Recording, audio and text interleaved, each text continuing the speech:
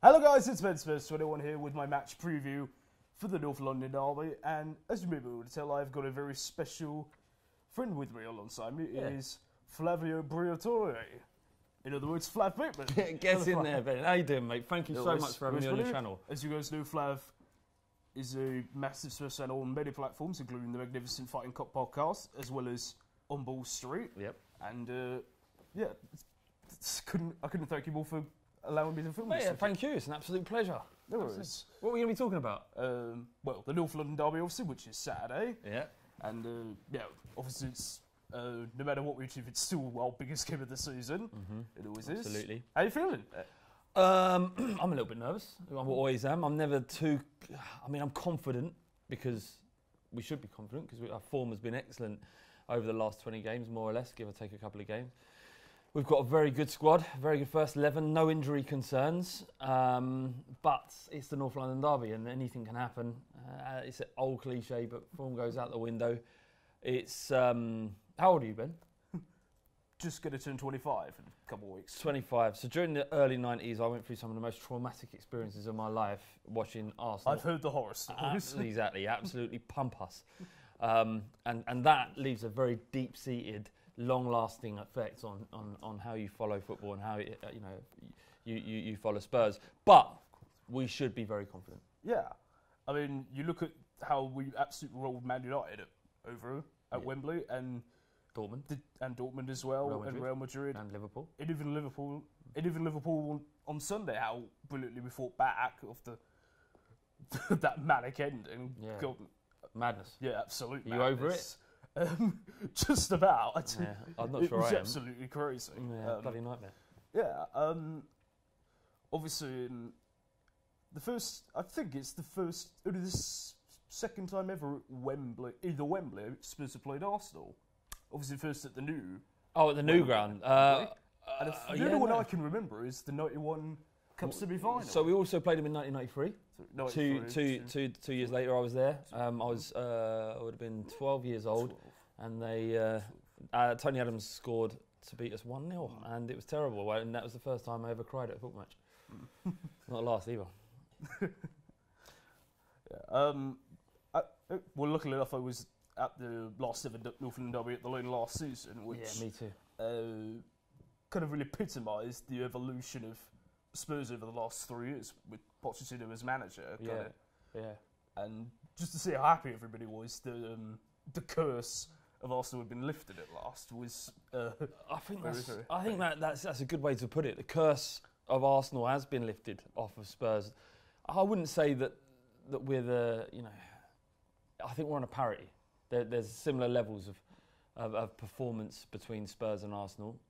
Because they've performed so well over the years, they lose their shit every time they don't win a game. And, Spurs have come from a much lower position to reach parity with them. So we're actually in a better position, really, because we're not in a situation where some Spurs fans are, but too expectant of what the future may hold. We hope things get better. We hope we can start challenging for titles properly. At Arsenal, we're desperate for it. So we're in a much better position mentally than Arsenal are as a football club and as a fan base, I think. Yeah, definitely.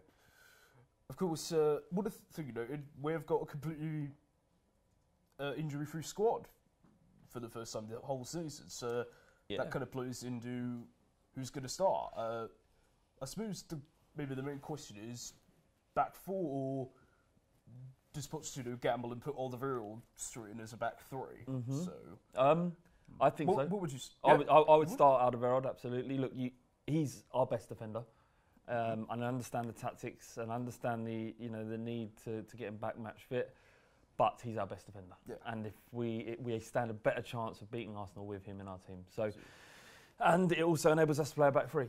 Yeah. And we know Arsenal are going to press us. They will. So, the consequence of that is, do you leave a two-man midfield, or do you put one? Because often, I remember the Liverpool game, we effectively Pochettino pushed Eriksen and Ali deeper in the midfield and almost played Son up front as a second striker with Kane. Do you think that's what he'll do, or do you think he'll go with the two in the middle, like a Dyer, Dembele, Wanyama combination of those two? Yeah, I think given how important it is to win this midfield battle, whoever controls this midfield will go on to win the game. You look at the strength of Dembele or Wanyama and Dyer, or maybe it'd be Dembele and Wanyama, who knows. The strength and power there is almost, it can be, if they play well, too much for Arsenal to contend with, too much for anyone to contend with. But obviously leaves the problem is how do you fit Son in. Luckily, I'm not the Tottenham manager. Yes, that's not our job. Yeah, it's not our job. You sort it out, Poch, you get paid enough. I think it's a tricky one, isn't it? I mean, there is a way to play Son in maybe two behind a one, with Kane up top and Eriksen, and then drop Ali slightly deeper. But I think it's about security first. We've got the players to damage Arsenal. We can score against their leaky defence. The important thing is to keep Aubameyang and Mkhitaryan and Ozil quiet. And when you read those names out, you think that's got to be amongst the best attack in Europe, isn't it? Undoubtedly, obviously, Aubameyang and Mkhitaryan both signed. Obviously, the lads do have experience of playing Aubameyang against Dortmund actually this season, Champions League games. Had a goal disallowed, which probably should have stood at the Wembley game and did score, but genuinely we kept him quiet, relatively speaking, both times. And he scored in the second game, didn't he? But still had enough in reserve to win it. So. Absolutely. Look, Aubameyang doesn't fix Arsenal's problems, but undoubtedly he's a world-class striker. Yeah. His ratio for goals is incredible. Alderweireld has experience, as you say, playing against him before, will know what to expect. But sometimes players of that quality are impossible to keep quiet. True. I think Arsenal never had the issue of scoring goals. Their attack is never their issue. No. Their defence is their issue, and that's where we can get Definitely. Yeah, I think that's clear as day what we're going to do. They'll call attack. That's what we're going to do from, like the Man United game, from the whistle, go straight for the jugular straight away. Mm-hmm. That's the way you get at Arsenal.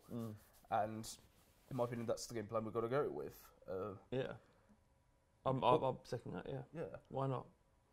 Obviously, it's a massive week coming up. Not just the weekend, but of course, leading on to that, it's Champions League away at Juventus. So big one. It's it's a fairy tale time. I mean, Juventus is a little kid. It is for them. Yeah. Was one of the fairy tale for them. Was one of the elite clubs, and I always sort of envisioned one day us playing them, and to do that. I mean, fortunately, we did play them in a friendly before the start of the season. That's right, we did. They do have a semblance of knowledge of what they are, but I mean, no doubt, they're a huge football club. Glamour. These are the kind of reasons why you want to get in the Champions League. It's not all about the money. It is about the opportunity for fans to experience these ties. It's akin to playing AC Milan, in 2010, Real Madrid. But what we've had the experience for this time round is the fact that we're winning games in the Champions League. We're attacking these teams. I was quite pleased when Juve came out because they are an elite club, stellar club, but one that's beatable, unlike PSG or perhaps Barcelona. Those are two teams you definitely want to avoid. Unless Barcelona play Paulino in midfield. I don't know what's happened there, and he's just turned into this world beater. I mean, it's easier to play when you've got Messi and people to pass to. Yeah, you and I could. Doing a lot of work over there, and fair play to him because he got a lot of stick at Spurs, and it was all due. It was terrible, but he's turned his career around, and good luck. Yes. But I think we're going to beat Juve. I think we're going to do it. We could probably get a draw out there, and we'll spank them at Wembley. I think minimum if we can at least get a draw out there, we'll be fine for the home leg. Yeah, well, Dibla's not playing. Or even if he comes back, he's not going to be 100%. He's not going to be 100%. And I was speaking to a lady called Mina Rizuki. She's a journalist for BBC, and she knows Italian football, and she's a big Juve fan. And she said that he's a bit of a flat track bully. Apart from the goal last season, I think it was against Barcelona. He tends to save his goals against lesser football clubs. The smaller teams in Serie A. So that's encouraging if it's true. But I think we got enough. Yeah, they won't want to be facing us. That's for sure. Yeah, I think we've generally developed. I think our performances in the group have sort of made all the European teams realise actually this Spurs team actually are very hard to break down. I mean, the two games against Real Madrid, in particular the away leg, given how calmly we. Compared to 2011, where, to be fair, the lads sort of capitulated under the pressure. That's right. They absolutely kept their heads so calm, and I mean, granted, Real Madrid are not on fire this season, but still, it's still Real Madrid still away. a team with Cruz, Modric, Ronaldo, Casemiro. These are elite footballers. It might not be working for them at the moment, but it is what it is. Look, the thing about the Champions League, there always tends to be one or two teams that go far beyond what people expect them to. Like Monaco last season, they were much better than people anticipated. Yeah. We saw much better than we anticipated. I think everybody underestimated them, really. Yeah. And maybe this season it'll be Tottenham. And God knows how far we can go, because we get past Juve and a couple of big boys go out. Yeah. We could sneak away through to the final. Imagine it. I know, what a world.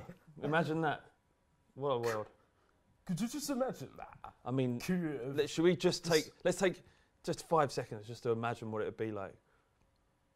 The sight of all our lads in Kiev lifting the Champions League trophy in the air, the confetti raining down. Oh, what? It's orgasmic, isn't it? Amazing. I mean, look, we are a very, very good football club, and I think our limits are only restricted by our ambition.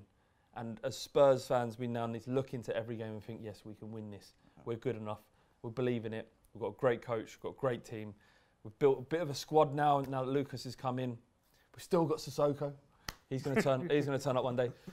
There's a lot. And Loretta as well. No, let's forget about him. He's terrible. Should have sold him to Chelsea. But it's exciting times to be Spurs. And you know what? We've come into this difficult period with Man United, Liverpool, Arsenal, and we have more than held our own. Yeah. We've been the better team in both those games, even with the diving. And we'll see how we could play against Arsenal tomorrow. Yeah. But fingers crossed, 2 big wins out next season, and then people really will start talking about Tottenham. Yeah. Well, obviously we're going to win both, obviously. No doubt. Nevertheless, Flav, thanks so much for coming on the channel, buddy. Absolute pleasure. Anytime, Ben. Thank you very much. Follow all of Flav's channels that he follows. I'll leave all the links in the description below. Also, don't forget to drop a like and subscribe if you're new around here. Thanks for watching. He's been Flav. I've been Ben Spurs21.